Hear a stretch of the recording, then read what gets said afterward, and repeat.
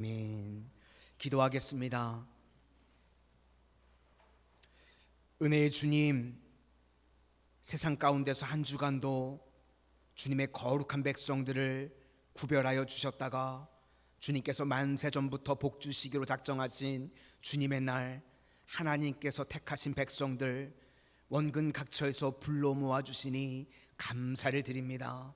저희들 한 주간 세상에서는 지치고 상한 심령이었을지라도 이 예배를 통하여서 주님을 만남으로 위로받게 하여 주시고 소망을 갖게 하여 주시고 무너졌던 모든 것들이 회복되어지고 일어나지는 은혜의 역사가 임하게 하여 주시옵소서.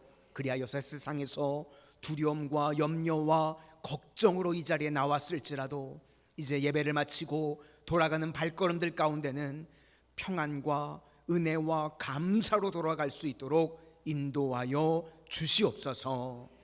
예수님 이름으로 기도드립니다. 아멘. 우리 옆에 분들과 인사하시겠습니다. 성령 충만하십시오. 강하고 담대하십시오. 오늘은 고백하면 달라진다, 고백하면 달라진다라는 제목으로 하나님의 말씀을 증거하도록 하겠습니다. 오늘 본문은요, 우리 창세기 이 스토리상을 보면 요셉의 이야기가 나와야 됩니다. 그런데 느닷없이 갑자기 유다 이야기가 나오는 것을 볼 수 있습니다. 여기서 우리에게 주는 메시지는요, 유다가 변화되었다, 그것을 설명하기 위해서 그렇다는 것입니다.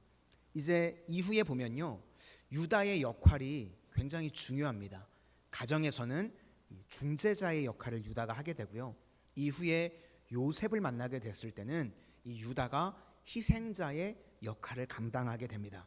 그래서 실제로 유다가 이 가정의 영적 장자의 모습으로 변화되어져 있는 것을 보게 됩니다.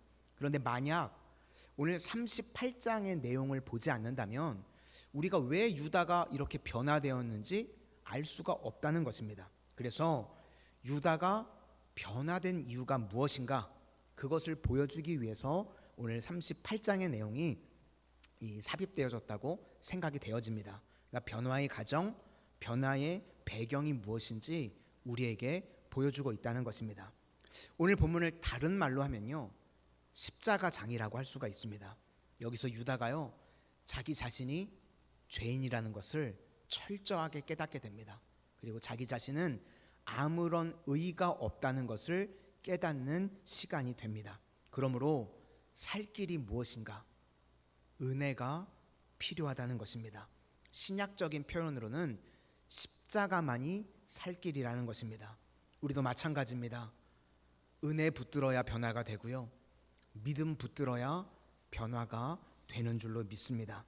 오늘 우리도 유다와 같이 변화를 체험하는 은혜의 성도님들이 다 되시기를 주님의 이름으로 축원을 드립니다. 이제 오늘 내용을 보시면요, 유다가 집을 떠나는 것부터 시작이 되어집니다. 앞부분에 보면 형제들이 요셉을 팔아 넘겼죠. 원래는 요셉을 죽이려고 했었는데 우리가 요셉을 죽이지는 말고 팔아 넘기자, 이 제안을 했던 사람이 누구냐면 유다였습니다. 그래서 37장 26절을 보니까 유다가 자기 형제에게 이르되 우리가 우리 동생을 죽이고 그의 피를 덮어둔들 무엇이 유익할까? 그래서 이스마엘 상인에게 팔자, 이렇게 제안을 했던 것이 유다라는 겁니다. 그래서 아버지를 속였죠. 피 묻은 동생 옷을 가지고 가가지고 아버지가 그걸 보고 시금 전폐하고 이런 일들이 있었습니다. 이때 유다가 어떤 마음이 들었을까요? 아마 엄청난 죄책감이 있었을 겁니다. 그렇죠. 동생을 팔아 넘긴 것에 대한 죄책감, 그리고 매일과 같이 형제들을 같이 보는데요, 아마 서먹서먹했겠죠. 지금 분위기랑 유사하지 않았을까요? 되게 서먹서먹한데요, 그렇죠?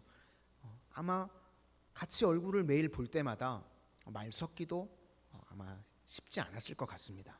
그러니까 이 유다는요, 양심적인 사람이었던 것 같습니다. 그래서 내가 이 분위기 도저히 못 견디겠다는 겁니다. 이제 형제들도 얼굴 볼 자신도 없고 이 죽급석 나는 못 있겠다. 그래서 집을 떠나게 됐다는 겁니다. 1절을 보시면 집을 떠났다고 표현하지 않고 형제들을 떠났다고 표현을 합니다. 1절을 우리 다 같이 한번 보시도록 하겠습니다. 1절입니다. 시작.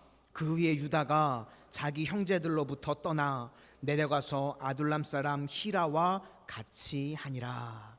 유다는 이제 집 밖에 답이 있다고 생각한 겁니다.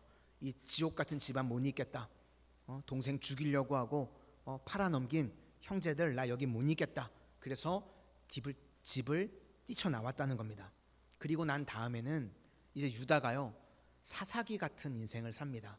자기 멋대로, 자기가 하고 싶은 대로. 그래서 아둘람 사람 히라라는 친구를 만났는데요, 요즘으로 하면 예수 믿지 않는 친구랑 놀게 됐다는 겁니다.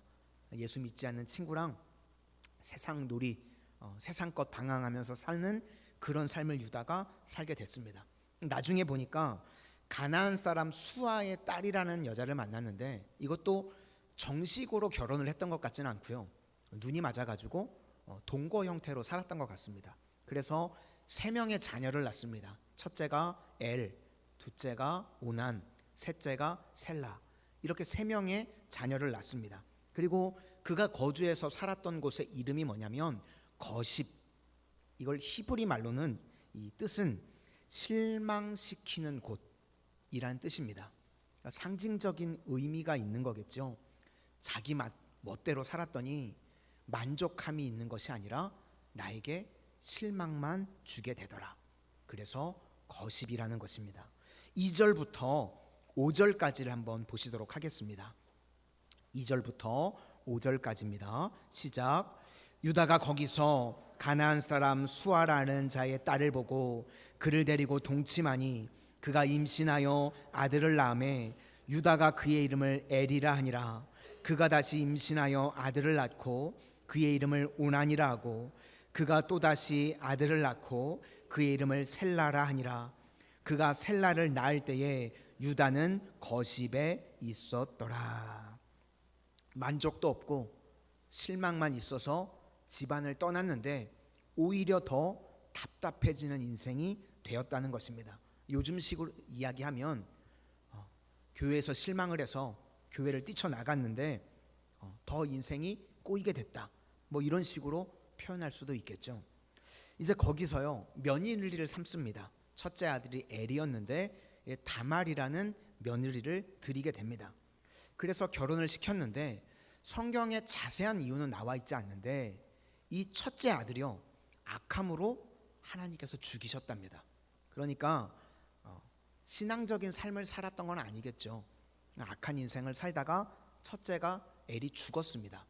이 당시에는요 이 형사 취수 제도가 있었습니다. 형이 죽으면 동생이 그 이제 며느리를 취하는 거죠. 그래서 형사 취수 제도가 있어서 둘째가 오난이니까 이제 형의 아내를 이 오난이 취해야 되는데 이 오난이라고 하는 인물은요 또 굉장히 이기적이었던 사람입니다. 자녀를 낳으면 이 어차피 이 자녀가 형의 씨가 되는데 내가 왜 남 좋은 일을 시키겠나, 이런 생각을 가졌다는 겁니다. 그래서 의도적으로 임신을 못하게 했습니다. 그랬더니 하나님께서 그의 행동 역시도 악하게 보셔서 오난도 죽여버리셨습니다. 그럼 지금 첫째가 죽었죠. 그리고 둘째가 죽었습니다. 그랬더니 이 아버지 유다 마음 가운데요 덜컥 두려움이 오는 겁니다. 아, 저 다말이라고 하는 여자는 남편 죽이는 여자구나. 그러면 1번, 2번 아들 죽었으니까 3번까지 가면 걔도 죽으면 나는 아들이 없겠구나. 그래서 겉으로는요 좋게 이야기합니다. 셀라가 아직 어리니까 장성하면 너를 부를 테니까 친정에 가 있어라. 겉으로는 이렇게 유하게 표현을 합니다. 11절을 한번 보시도록 하겠습니다. 11절입니다. 시작. 유다가 그의 며느리 다말에게 이르되 수절하고 내 아버지 집에 있어 내 아들 셀라가 장성하기를 기다리라니 셀라도 그 형들같이 죽을까 염려함이라. 다말이 가서 그의 아버지 집에 있으니라.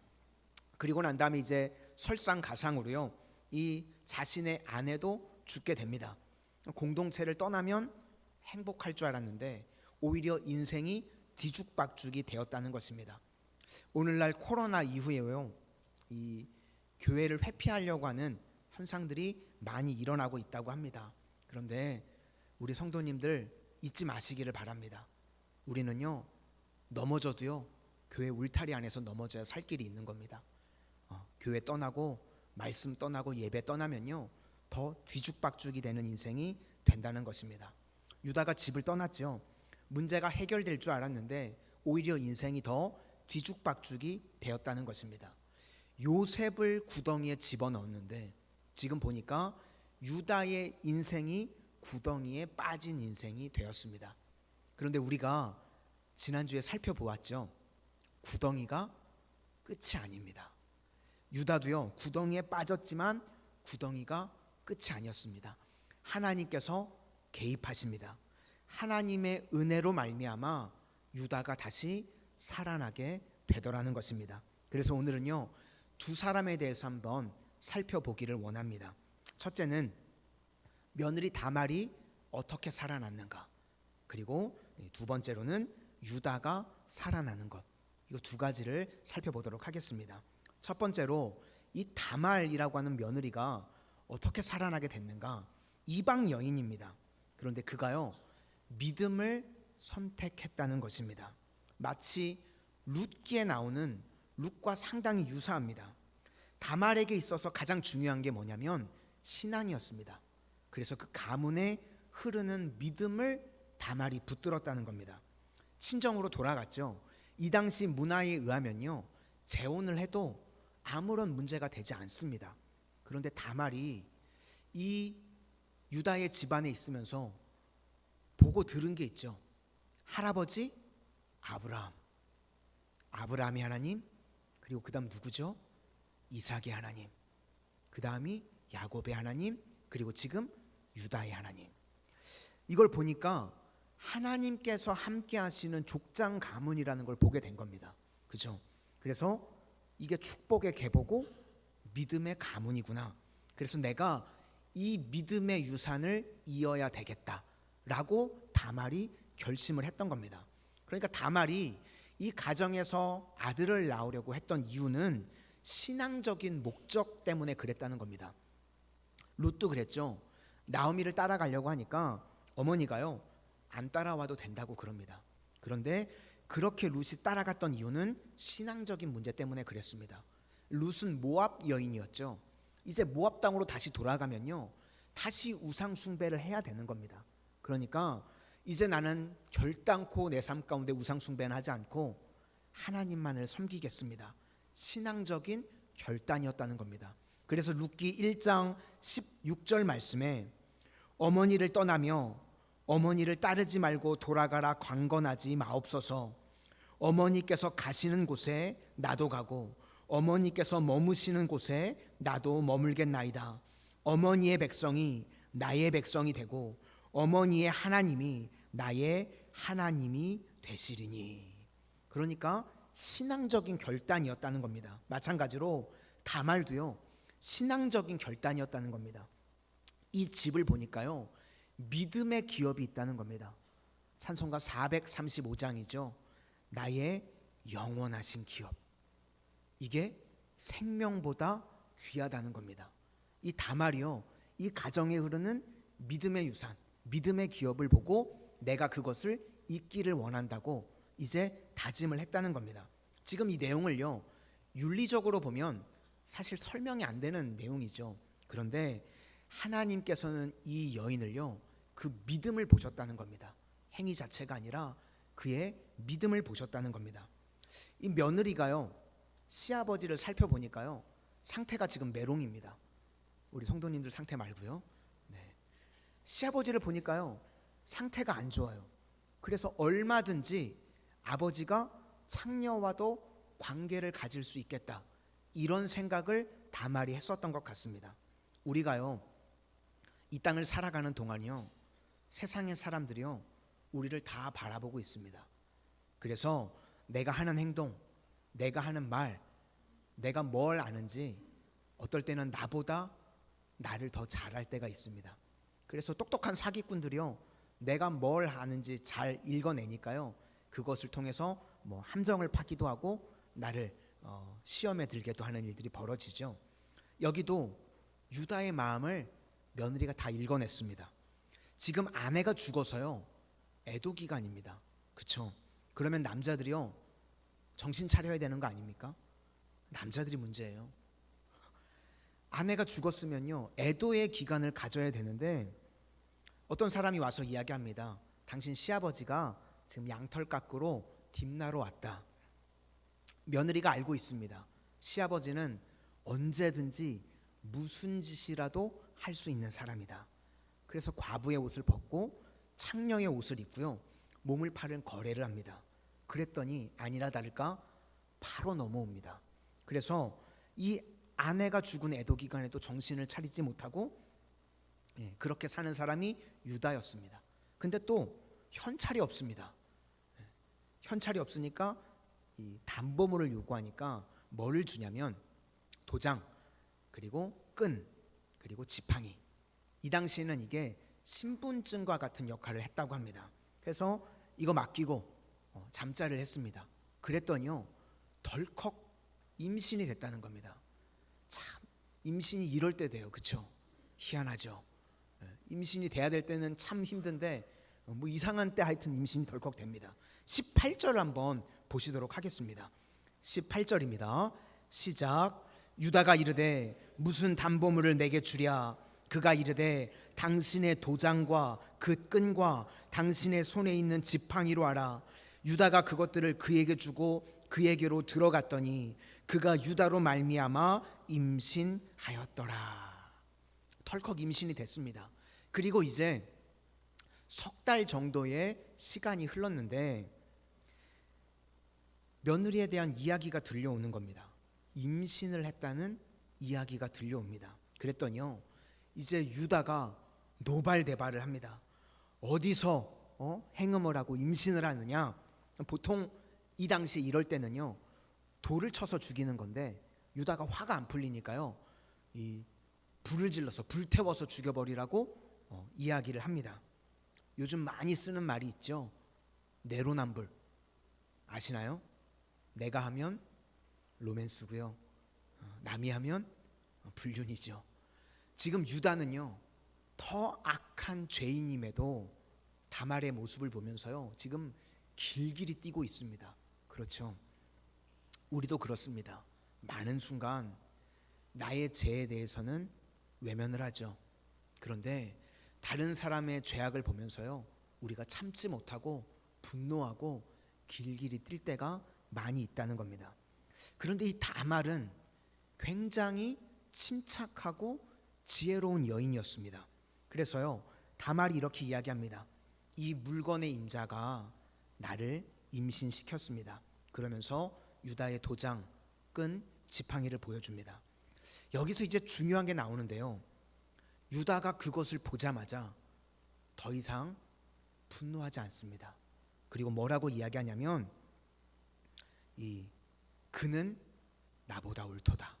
뭐냐면 바로 회개했다는 겁니다. 내가 죄인입니다.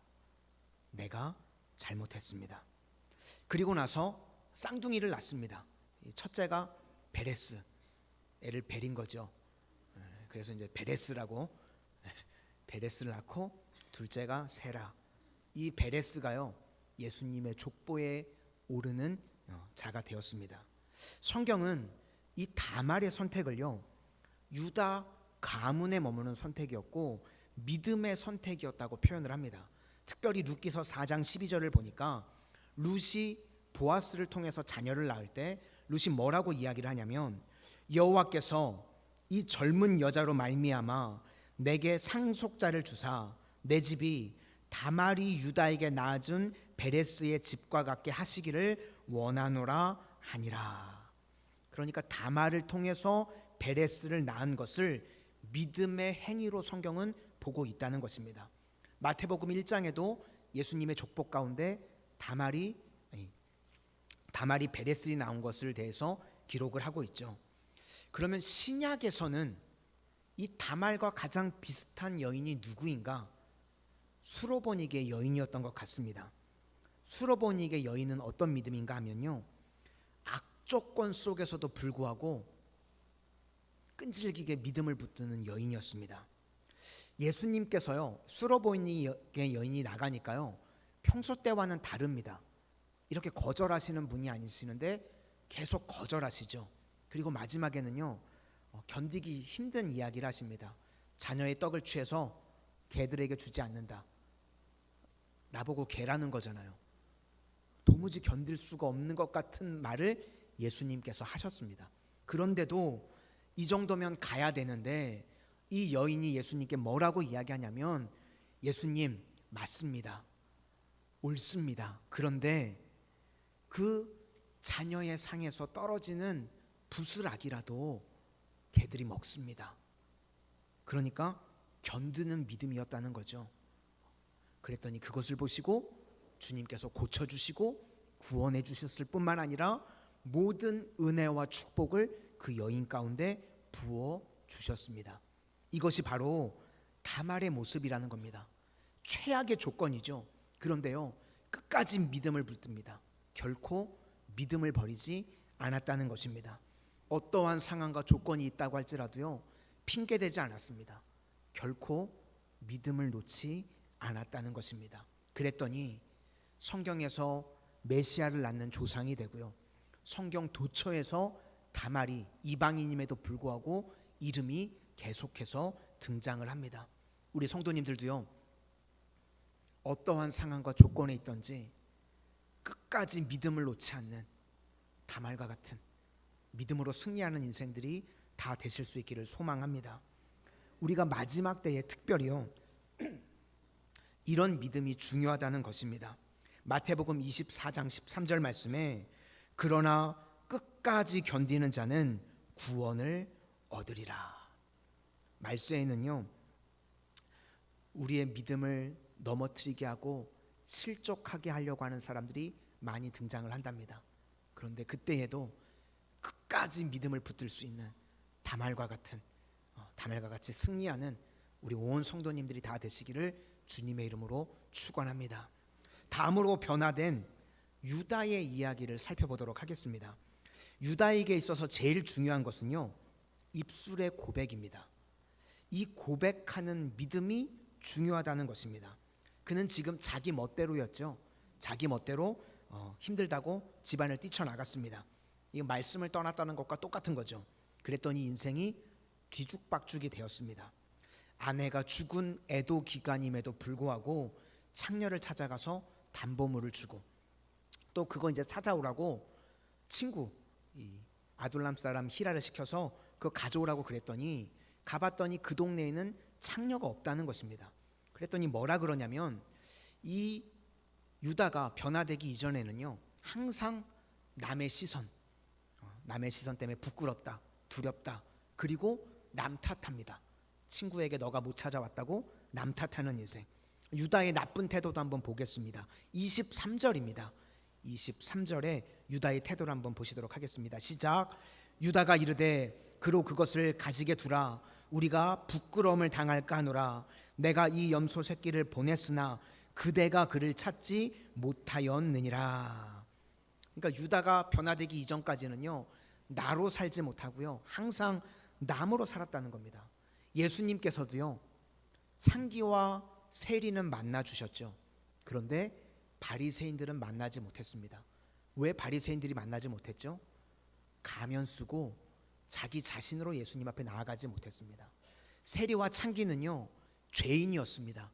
그랬지만 예수님 앞에요, 있는 모습 그대로 진짜로 나갑니다. 주님, 저는 죄인입니다. 저를 불쌍히 여겨 주십시오. 우리도 그럴 수 있죠. 오랫동안 신앙생활을 하는데요, 주님 앞에 내 모습 이대로 나아가지 못하면 우리가 주님을요, 인격적으로 만나지 못합니다. 오늘 예배의 자리에 나오신 우리 모든 성도님들, 내 모습 이대로 주님 앞에 고백하실 수 있기를 바랍니다.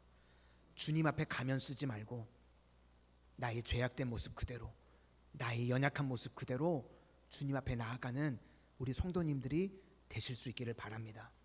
남으로 살았던 대표적인 인물이 누구냐면 사울 왕입니다. 사무엘상 15장을 보니까요, 하나님께서 아말렉을 진멸하라고 했는데 아말렉을 진멸하지 않았습니다. 그러면 이제 하나님께 징계를 받고 혼이 나야 되는 상황이죠.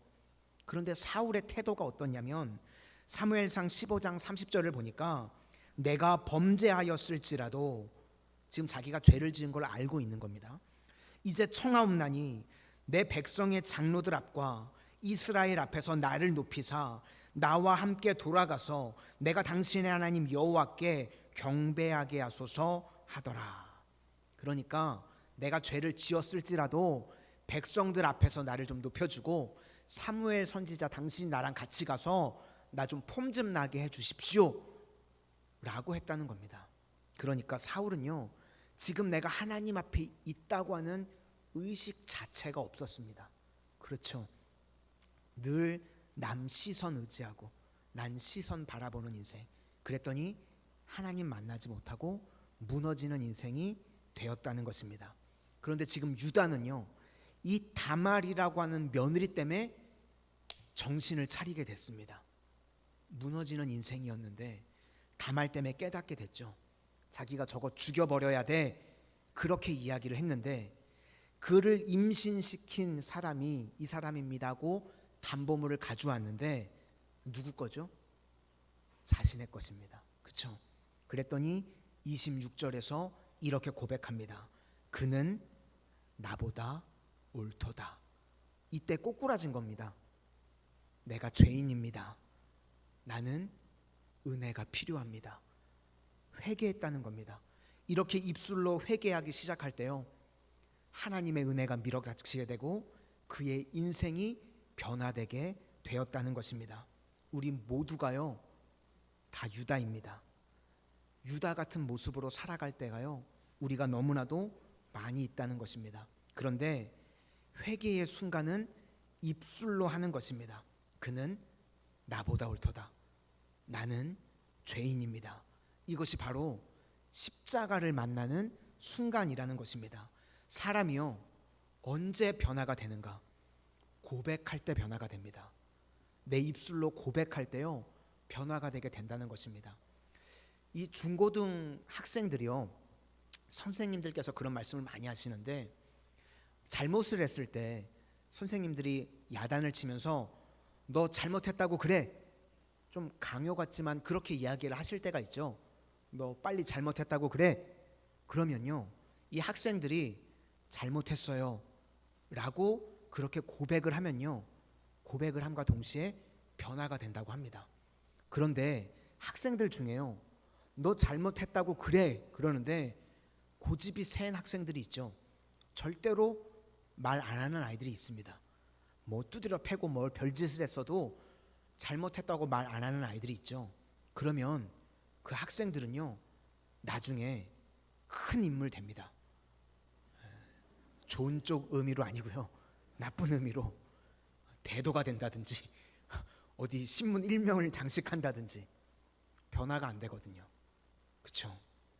요한일서 1장 9절 말씀에 만일 우리가 우리 죄를 자백하면 그는 미쁘시고 의로우사 우리 죄를 사하시며 우리를 모든 불의에서 깨끗하게 하실 것이요. 언제요? 자백할 때. 로마서 10장 9절에도 보니까 내가 만일 내 입으로 예수를 주로 시인하며 또 하나님께서 그를 죽은 자 가운데서 살리신 것을 내 마음에 믿으면 구원을 받으리라. 사람이 마음으로 믿어 의에 이르고 입으로 시인하여 구원에 이르느니라. 예수님께서도 사복음서에 보니까요 병자를 고치실 때 얼마든지 그냥 고쳐주실 수 있으셨죠. 그런데 꼭 물어보셨습니다. 내가 너에게 무엇을 해주기를 원하느냐? 주님, 제가 낫기를 원합니다. 그때 고쳐주셨죠. 바디메오도요 딱 보면 모릅니까? 눈뜨기 원하는 거? 근데 물으시잖아요. 내가 너에게 무엇을 해주기를 원하느냐? 주여, 보기를 원하나이다. 예수님께서 십자가상에서요 우편 강도가 또 말하죠. 당신의 나라가 임하실 때 나를 기억해 주십시오. 오늘 내가 나와 함께 낙원에 있으리라. 다 고백입니다. 그렇죠? 그런데요 이 고백도요 믿는 사람이나 고백을 하죠. 아무나 고백할 수 있는 게 아니라는 겁니다. 가이사랴 빌립보에서요 예수님께서 제자들에게 물으셨습니다. 너희는 나를 누구라 하느냐? 주는 그리스도시요 살아계신 하나님의 아들이십니다. 그랬더니 예수님께서 이 고백 위에 내 교회를 세우겠다고 말씀하셨습니다. 그러므로 교회는 어떤 곳인가? 고백하는 사람들의 공동체라는 것입니다. 우리 성도님들, 예수님만이 나의 구원자가 되심을 믿으십니까? 이 고백이요 나를 살리는 줄로 믿습니다. 예수님만이 나의 구원자가 되시고 예수님만이 나의 인생의 모든 문제를 해결해 주실 수 있습니다. 아멘으로 고백하는 이 고백이요 내 인생을 살리게 된다는 것입니다. 유다가요 언제 변화되었습니까? 믿음의 고백 위에 변화가 되었다는 것입니다. 우리도 날마다 주님 앞에 고백할 수 있는 인생들이 되실 수 있기를 소망합니다. 하나님, 나는 죄인입니다. 나를 불쌍히 여겨 주십시오. 나는 은혜 없이는 살 수 없는 자입니다. 날마다 주님의 은혜를 구할 줄 아는, 주님의 은혜를 구하며 고백할 줄 아는 하나님의 거룩한 백성들이 다 되시기를 주님의 이름으로 축원합니다. 우리